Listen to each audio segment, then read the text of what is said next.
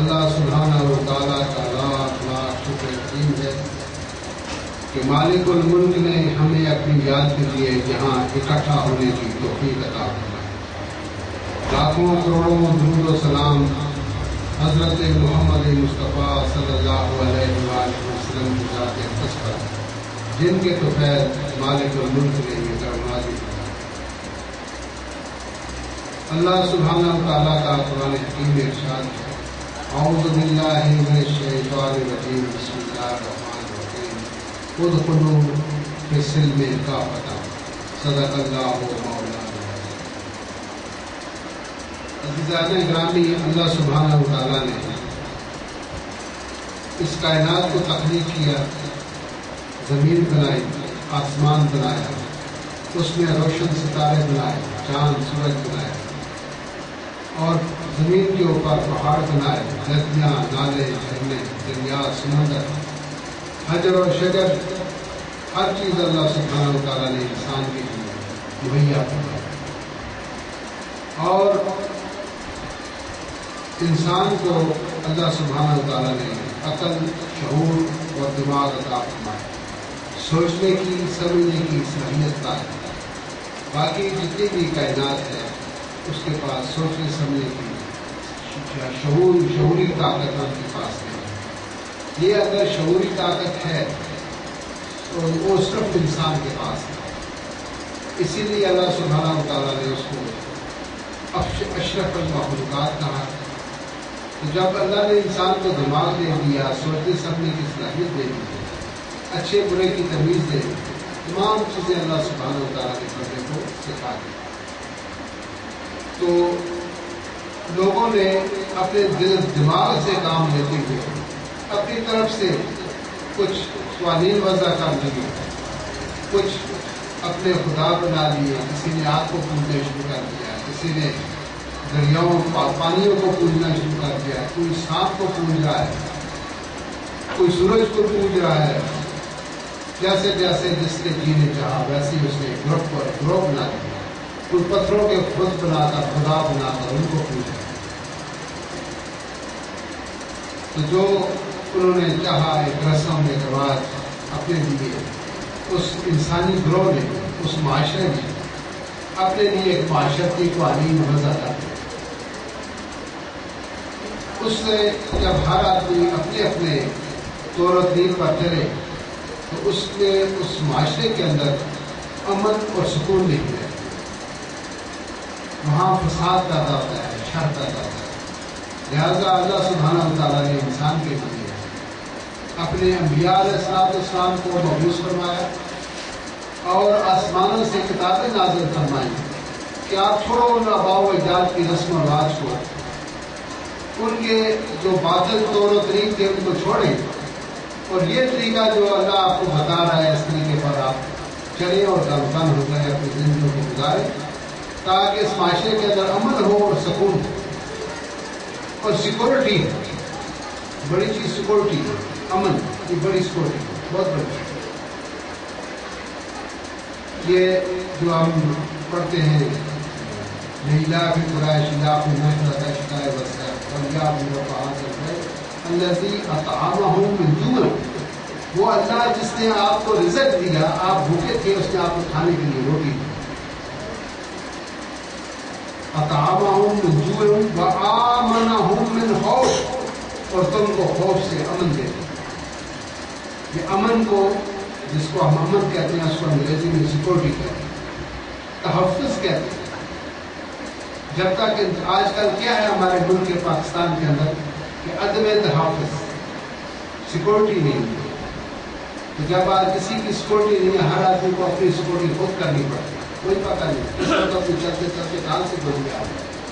تو جس وقت امن کا دورہ ہوتا ہے اس وقت گولی کہیں سے نہیں آتی، دہشت گردی نہیں ہوتی، تفریق کاری نہیں ہوتی، بتا وصولی نہیں ہوتی، کوئی کسی کا مال نہیں اٹھاتا، کوئی کسی کی چوری نہیں کرتا، کوئی کسی کی عزت پر ہاتھ نہیں ڈالتا۔ آپ اخباروں میں ٹیویوں میں پڑھتے ہوں گے کہ نوزائیدہ بچیاں، معصوم بچیاں کو 5 سال کوئی 7 سال کی، ان کے ساتھ زیادتی کے کیس سامنے آ گئے۔ کیوں؟ اسی کو بدلنی چاہیے۔ بھی بدل نہیں ہے، کوئی آدمی محفوظ نہیں۔ تو اسلام نے آ کر سب ہر چیز کو، کوئی وہ جانور ہے، حیوان ہے، نباتات ہے، جمادات ہے یا اشرف المخلوقات ہے، اس نے اس کو سیکورٹی پرووائڈ کی۔ دو چیزیں بڑی ضروری ہوتی ہیں کسی بھی دین کے لیے یا کسی بھی ازم کے لیے، سوشلزم ہو، کمیونزم ہو، کسی قسم کا ازم ہو، اس کے اندر دو چیزوں بنیادی چیزیں ہوتی ہیں۔ ایک اس کے اندر سوشل سسٹم ہوتا ہے، روزگار، کھانا پینا، آدمی بھوکا نہ ہو۔ دوسرا سیکورٹی، دو چیزیں۔ اسی لیے قرآن طعام ہوں میں جوئیں، تم بھوکے تھے، ہم نے تمہیں طعام دیا، تمہیں کھانا دیا۔ تو وہ دین جو آپ کو کھانا پرووائڈ کرے اس کی طرف لوگ اس کے اندر شامل ہوتا ہے۔ یہ روس میں یا چائنا میں جو آیا تھا کمیونزم وغیرہ کا دور چلا ہوا تھا، تو انہوں نے یہی کہا کہ ہم آپ کو روٹی بھی دیں گے، کپڑا بھی دیں گے، مکان بھی دیں گے، تمام علاج کی سہولتیں بھی دیں گے، جو آپ کی ضروریات دیں گے وہ ہم پرووائڈ کریں گے، اور آپ کا کام ہے صرف کام کرتے جائیں۔ تو وہ ساری ذمہ داری اس نظام نے دے دی، اس ازم نے، کمیونزم نے دے دی۔ لہٰذا جس وقت اسلام آیا اس نے بھی غربت کا خاتمہ کیا، ایک معاشی نظام وضع کیا کہ جس کے پاس پیسہ 100 روپے ہو اس میں سے 2.5 روپے اللہ کے نام کے غریبوں کو، مسکینوں کو، یتیموں کو، بیواؤں کو، محتاجوں کو دے۔ اور نہ صرف یہی، یہ تو سال بعد ہوگا، اس کے بعد یہ کہا کہ جو آپ کے خاندان کے اندر، قبیلے کے اندر غریب لوگ ہیں، مسکین لوگ ہیں، محتاج لوگ ہیں، ان کی مدد کرو، ان کو دو، صدقات دو، خیرات دو، تعلیم قلب کے لیے دو، ادارے چلاؤ۔ تو وہ اس نے سب سے پہلے ایک معاشی نظام اسلام نے آپ کو عطا فرمایا۔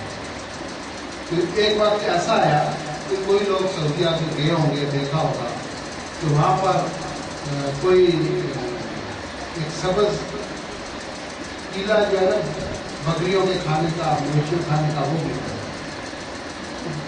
ایک سنگلاخ چٹانے کچھ بھی نہیں۔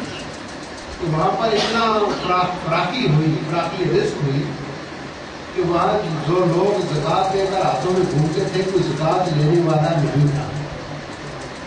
اسلام کے اندر جب لوگ داخل ہو گئے تو اتنا ان کے اوپر خوشحالی آئی کہ زکوٰۃ دینے والا کوئی نہیں۔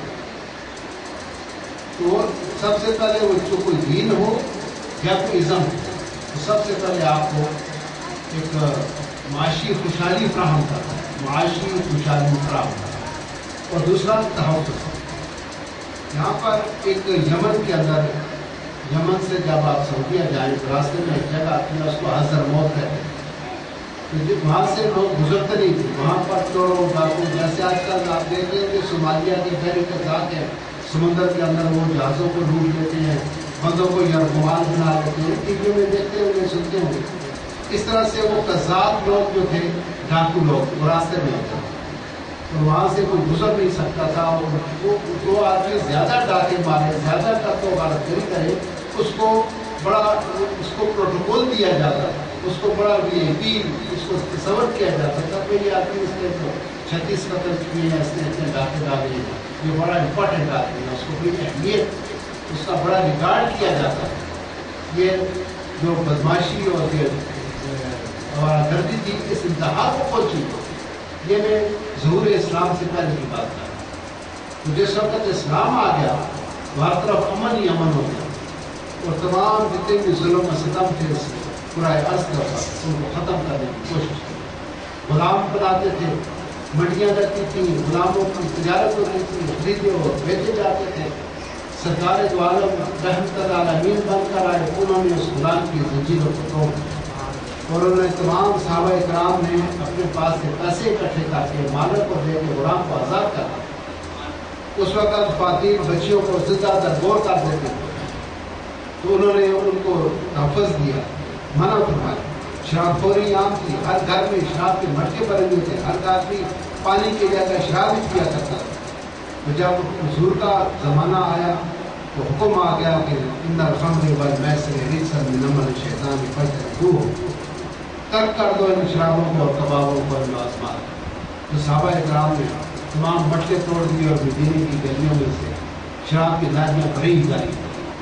تو جتنی بھی قباحتیں تھیں، برائیاں تھیں معاشرے کے اندر، وہاں کے حضور پاک نے اور اسلام نے ان چیزوں کو ختم کیا. ایک خاتون یمن سے چلی مدینہ منورہ آئی، اکیلی اونٹ پر بیٹھ کر انہوں نے سواری کی. تو مدینے جب پہنچی تو لوگوں نے پوچھا تم کہاں سے آ رہی؟ کہا کہ یمن سے آ رہی. اکیلی؟ اکیلی. اس نے کہا کہ وہ حضر موت پڑتا ہے راستے میں. اس نے کہا وہاں تو کیا کا ذریعہ کوئی پریشانی کوئی کچھ نہیں.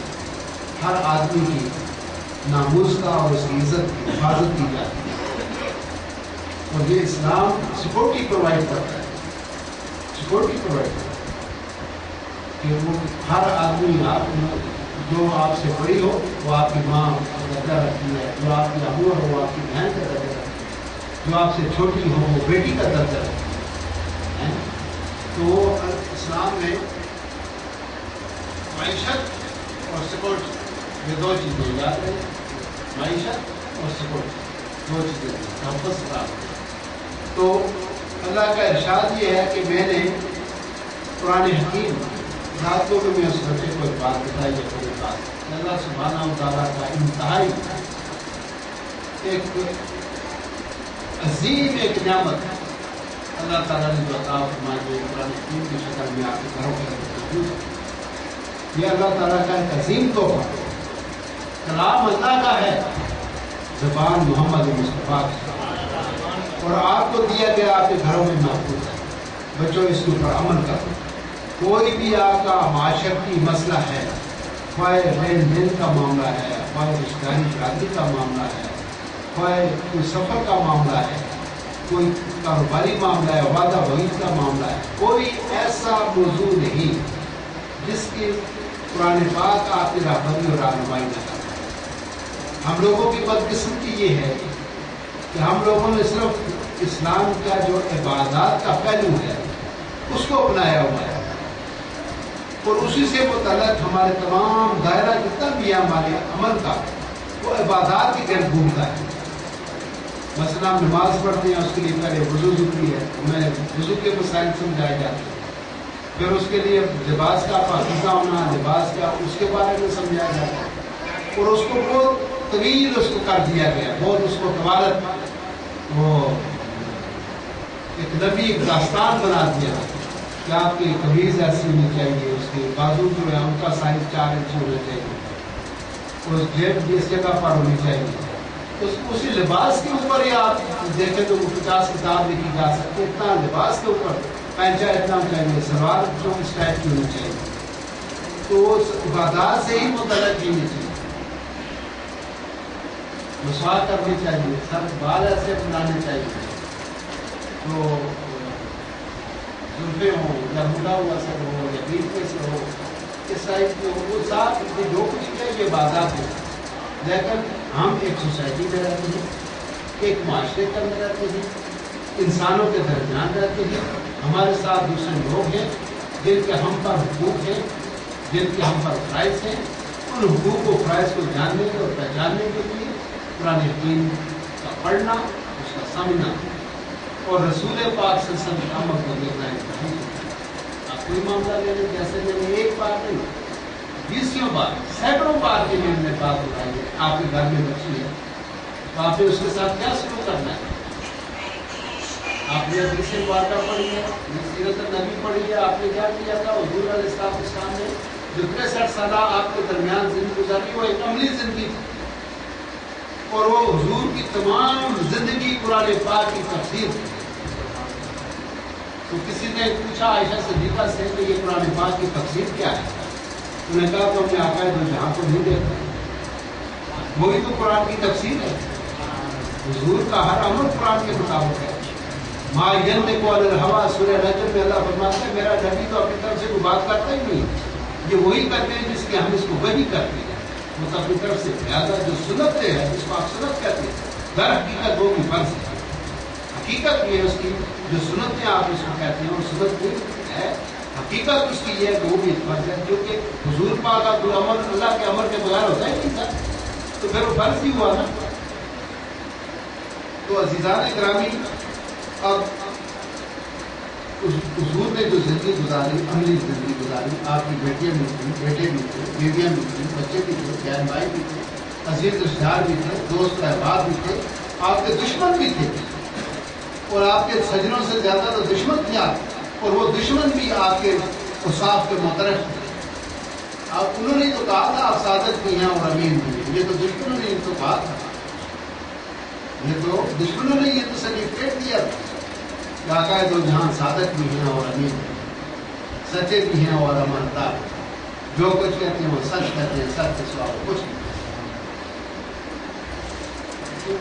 بیٹی کے مثالن میں یہ بات کرتا ہوں، بیٹی کے بارے میں یہ کہا بہت سارے بچے ہوں گے جن گھر میں بیٹیاں ہوں گی، بیٹے بھی ہوں گے۔ حضور نے فرمایا کہ جب تم کوئی شاپنگ کرو عید کی یا کسی اور خوشی کے موقع پر، تو سب سے پہلے اپنی بیٹی کے لیے کپڑے، بعد میں بیٹے، پہلے بیٹی کے لیے لو، بعد میں بیٹے کے لیے۔ صبح جب بچے آپ کے اسکول جاتے ہیں، آپ ان کو پاکٹ منی دیتے ہیں کہ پہلے بیٹی کو دو، بعد میں بیٹے کو۔ گھر میں جب آپ کوئی تقریب کرتے، کوئی مٹھائی، کوئی سوغات، پھل فروٹ تقسیم کرتے ہیں اپنے بچوں میں، تو پہلے بیٹی کو دو، بعد میں بیٹے کو۔ سمجھ آ رہی ہے بات؟ اب آپ سوچتے ہیں کہ ہم باقی ایسے ہی کرتے ہیں، آپ سب اپنی جگہ پر سوچتے ہیں۔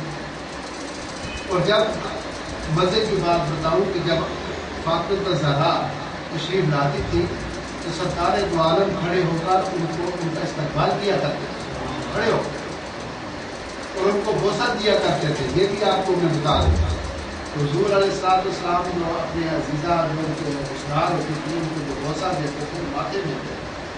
کسی بھی آپ کو، آپ کی بہو ہو، بیٹی ہو، بتیجی ہو، بانجی ہو، آپ اس سے آپ پیار کر سکتے ہیں، اگر اس کو بوسہ دینا چاہیں تو ماتھے میں دے سکتے ہیں، اور اگر کسی بچے سے پیار کریں اس کو بوسہ دینا چاہیں تو گردن پر، کیونکہ آقا دو جہاں حسن و حسین کو بوسہ دیا کرتے تھے گردن پر۔ آپ کا تو بھائی ہو، عزیز ہو، بھتیجا ہو، بھانجا ہو، آپ کو پیار آئے، آپ کا دل چاہے کہ اس کا چوم لوں اس کو گردن پر آپ دیں گے، حضور کی حدیث، حضور کی سنت۔ اور وہ جو بچیاں آتی تھیں حضور پاک ماتھے میں ان کو کس کیا جاتا ہے، بات سمجھ آتی ہے؟ تو وہ ہمیشہ انہوں نے، حضور نے اپنی جو دختران نظام تھی ان کا احترام کیا ہے، لہٰذا ہمیں بھی اپنی بچیوں کا احترام کرنا چاہیے، پیار کرنا چاہیے، محبت کرنا چاہیے۔ تو وہ ہم لوگ کیا کرتے ہیں کہ وہ یار اترا جاؤ یہ کل کو ڈرامہ سمجھ، یہ پڑھائی کا آدھی چیز جیسے چلا جانا ہے، اس لیے واپس آنا ہی نہیں۔ اور یار اگر کسی میٹرک کرا رہے ہو، M A B A B S C F C کرا رہے ہو تو فائدہ کرنا نہیں کو میرے تو فائدہ ہوگا تو اپنے بچے کو ہوگا، بچے کو پڑھا لو۔ وہ یہ حدیث سے باتیں اور سنت کی بھی بات کو خراب ہو، لہٰذا ہمیں وہ کام کرنا چاہیے تو حضور پاک ہے۔ اور جب شادی کا معاملہ ہے اس میں حضور نے فرمایا کہ پہلے لڑکی سے پوچھو، اس کی رائے لو، لڑکے کی شادی کرو اس سے بھی رائے دو۔ اب ہم کیا کرتے ہیں، ہم اس کے برعکس کرتے ہیں، اور وہ لڑکے کے لیے، بیٹے کے لیے جو بہو ہے وہ ماں تلاش کرتی ہے، بھائی زندگی لڑکے نے گزارنی ہے یا بڑھیا نے گزارنی ہے۔ لڑکے سے کوئی پوچھو، کیا پتا اس نے اپنا کوئی آئیڈیا بنا رکھا ہو، اس نے برازیل میں خاندان کے دلے میں جو معمولی لڑکی ہے، پرموٹی کی لڑکی ہے، چاہتے کی لڑکی دیکھ رکھی ہے یا مدے کی لڑکی ہے، تو لڑکے سے تو پوچھو۔ اور وہ لڑکا انکار کرتا ہے، بھائی مجھے تو یہاں شادی نہیں کرنی، اور وہ ماں دوپٹے اس کے پاؤں میں پھینکتی ہے، بیٹا میری عزت کا سوال ہے تو خدا کے لیے یہاں شادی کا تو میں تو ڈیوٹی وقت دی، میں تو یہ نہیں کروں گی، میں وہ نہیں کروں گی۔ پھر اس کے دوستوں سے کہیں گے یا تم سمجھاؤ اس کو شادی نہیں کرنا، وہ کہتے ہیں یار ماں کو خفا نہ کرو تم کر لو، تو مرد کو چار شادی یار جائز ہوتی ہے، یار یہ ماں نہیں کرنے کا کر دو، بعد میں دوسری ہوتی کر لینا۔ تو اس کو بڑے طریقوں سے اس کو یعنی یہ اس حضور پاک کی اس فرمان پر عمل نہ کرنا، اس کے علاوہ ایک دوسرے راستے اختیار کرنا اپنی دماغ کی طاقت۔ اس طرح جو بیٹی ہے اس کے لیے رشتہ باپ تلاش کرے تو یس تو باپ کرتا ہے، بھائی بیٹی سے پوچھو، جو معاملہ بیٹے کا ہے وہی تو بیٹی کا بھی ہو سکتا ہے۔ آپ کے گھر میں جو بچی آپ کی چھوٹی تھی آپ کے عزیز و اقارب گھر میں آتے جاتے تھے، پرے دار پڑوس کا ہے، بچی اسکول جاتی تھی، کالج جاتی تھی، نہ پتہ اس کا کہیں ایسا رجحان کسی طرف پیدا ہو جاؤ تو پہلے اسے کچھ اگر آپ نہیں پوچھے تو نتیجہ یہ ہوتا ہے کہ جب زبردستی اس کو شادی کر کے دے دیتے ہیں لڑکی وہ جو اس کے آئیڈیل ایک اس کا بن چکا ہوتا ہے، جس کو اپنے دل میں دماغ میں بٹھا چکی ہوتی ہے، اور وہ جب 3 بچوں کی ماں ہو جاتی ہے پھر بھی اخبار میں آتا ہے 4 بچوں کی ماں اپنے اشنا کے ساتھ بات کرتی ہے، باوجود اس نے اس مرد اس کے ساتھ جس سے نکال کے اس کو بچی پیدا کر، لیکن جس وقت وہ بندہ سامنے آیا اس کا وہ دبوں چنگاری کی تھی بڑا چکی کھولا پا تو بعد میں کوئی پڑا نہیں، میرے بچے ہیں، میرا شوہر ہے، میرا سسرال ہے، نظامی ہوئی اس طرح سے جب نہ پوچھنے کی وجہ سے کہ بعد بچیاں بعد رپورٹ میرج کرتی ہیں، آپ سب کو پتہ ہے کرتی ہیں، کیوں کرتی ہیں؟ اس لیے کہ ہم آپ کو ان کی مرضی سے کوئی شادی کرتے ہیں، اگر کر دیں تو یہ مسئلہ ہی پیدا ہوا کہ کتنا امن و سکون ہو جائے معاشرے میں اگر ہم اللہ کے کہنے پر چلیں اور نبی پاک صلی اللہ علیہ وسلم کی سنتوں کے مطابق چلیں، وہ سنتیں وہ نہیں سننے والی جناسیاں نہیں سنتے نہیں ہے، سنتے وہ ہے جو ہمارے معاشرے میں ہمیں کام آئے، جو ہمارے گھر میں مسئلہ بنا ہوا اس میں ہمیں بتایا جائے کہ ہم اس کو کوئی دوسرے سپارے کے اندر ہے، آپ کو کاروبار کرتے ہیں تو لکھ لیا کرتے ہیں، تو جس کو لکھنا پڑھنا آتا ہو لکھنے سے انکار نہ کرے، تو جو چھوٹا موٹا دستی ہو ابھی آپ کے کسی سے 500 روپئے لیے گھنٹے بعد آپ نے لوٹا دیں گے اس کے لکھنے کی ضرورت نہیں ہے، لیکن اگر آپ کو تجارتی معاہدہ کرتے ہیں تو اس کو باقاعدہ لکھیے گا، تحریر بنائیں تاکہ نہ ایک فریق ملے نہ دوسرا فریق ملے، دونوں کے درمیان قائم ہے، اس کو تحریر طور پر ہونا چاہیے، لین دین ہے تو اس کو دیکھ لو تاکہ آپ کو بھول چوک آپ کی دست و بیٹھانا ہو، نہیں آپ قتل و غرض بری کرنا ہے قتل و بازی پکڑ کرے جائیں، دیکھ لیں تو آپ کو بھولے تھے ہماری میں نے تو آپ سے 1 لاکھ کے لیے تو 20,000 کے ٹرانسفر کے لیے 30 لاکھ میں 5 لاکھ میں تو جب وہ لکھے ہو گئے تو نہیں، اگر آپ نے لکھا نہیں آپ بول کے دینے والے تو تجارتی معاملہ ہو، مزدور کا معاملہ ہو، کہتے ہیں کسی نہ خوش کو نصیب کرے اس کی مزدوری ہے، آپ دیکھیں گے کہ ہمارے معاشرے میں تمام مزدور ہو رہے ہیں تو کیا بات وہ ٹھیکیدار پیسے نہیں دیتے، ٹھیکیدار پیسے نہیں دیتے، اب اس کو مزدور ہے اس کو کوئی جگیردار تو نہیں ہے، وہ دیکھ کو لوگ نہیں کھائے گا، رات کو پیسے لے کے بچوں کے لیے کھانا لے کے جائے تو نے اس کو پیسے روک دیے، اس کا مطلب اس کو دھوکہ مار دے، اس لیے تو اسلام نے کہا ہے کہ اس مزدور کا پسینہ خوش کرنے سے پہلے اس کی مزدور کو ادا کر دے، تو کوئی بھی بچوں ایسا کوئی معاملہ نہیں ہے جس میں پرانی نیت اور سنت اچھی ہو، یہ تو ہماری ڈیلی کی روزمرہ کی زندگی روزمرہ کی ہماری زندگی، ہمارا سونا، ہمارا جاگنا، ہمارا کھانا پینا، ہمارا اٹھنا بیٹھنا ہر چیز تو ہے اس کے اندر، کیوں بھی اپناتے اس کو اپنانا چاہیے کہ آپ دودھ پاک کی سنت ہے کھانے سے پہلے آپ پتہ کہاں آتے ہیں کتنے کتنے سے جراثیم ہوتے ہیں، اور جو بیماری ہوتی ہے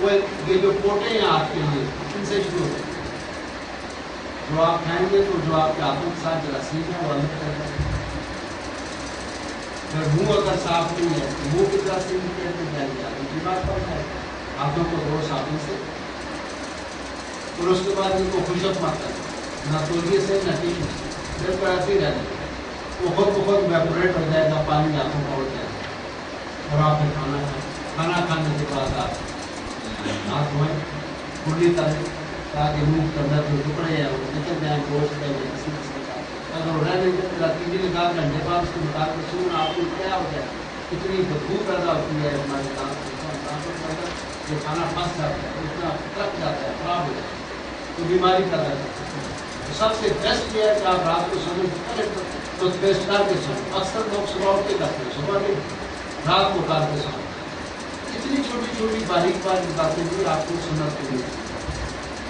جو آپ کی افسانے صحت سے متعلق تو تھوڑی بھوک ہو کھانا چھوڑ دو، یہ بھی پیمانے بتایا کتنا کھاؤ کیسے کھاؤ، ایسا کون سا دین ہے جو اتنی آپ کو چھوٹی چھوٹی پائے عیسائیت ہو چاہے یہودیت ہو یا کوئی اور دین ہو، اتنی چھوٹی اور اتنی باریک بات کوئی دین نہیں بتاتا ہے جس میں آپ کو دین اسلام بتاتا ہے، لیکن ہماری بات اسی لیے پہلے تو ہم اس کو معلوم کرنے کی کوشش نہیں کرتے، کوئی خوشی نہیں کرتا تو کیسے ہم کھائیں؟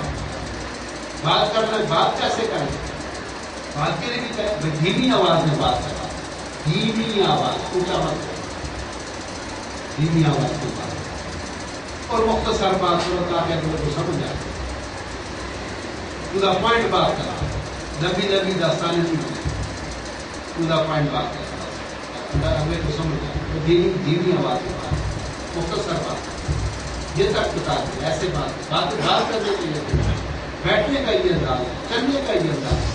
وہ جو سورہ لقمان میں آپ کو حافظ ہے، سورہ لقمان میں اپنے بیٹے کو وہ نصیحت کرتے ہیں، اکڑ کر کرنا چاہیے، یہ غرور کی نشانی ہے.